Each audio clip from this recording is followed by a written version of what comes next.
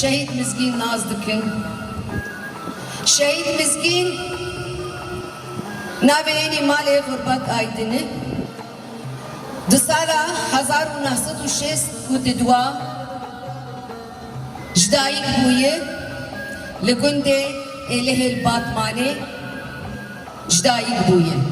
O şehîd mizgîn rastî sembola dê naskirin wekî jinekî, sembola hunerî, şoreşgerî, farmandarî, dekoşîna jina azad heval mizgîn bi vî rengî tê naskirin.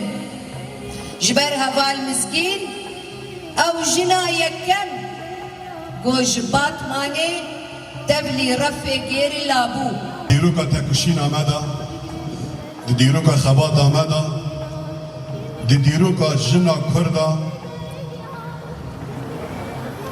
di bîranîna şehîd mizgîn û bi sedan hunermendên şoreşger êko di rêya azadiyê de xwîna xwedan.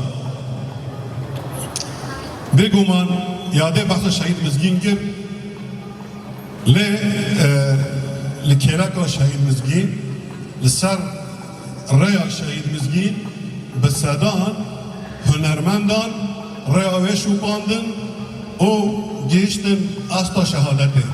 Hozan mizgîn rastiya şûreşê bi dengê xwe bi hunera xwe danazkirin.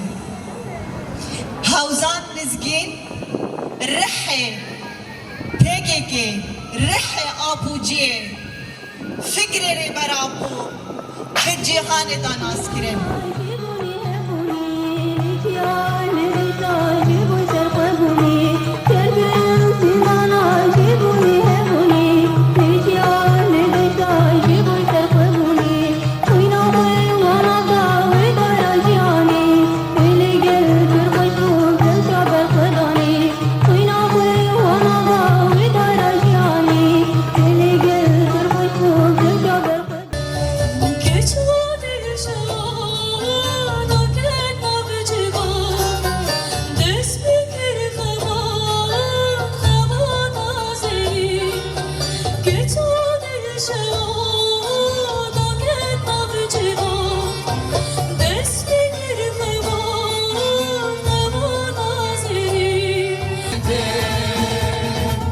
Geçiyor eşke, lehya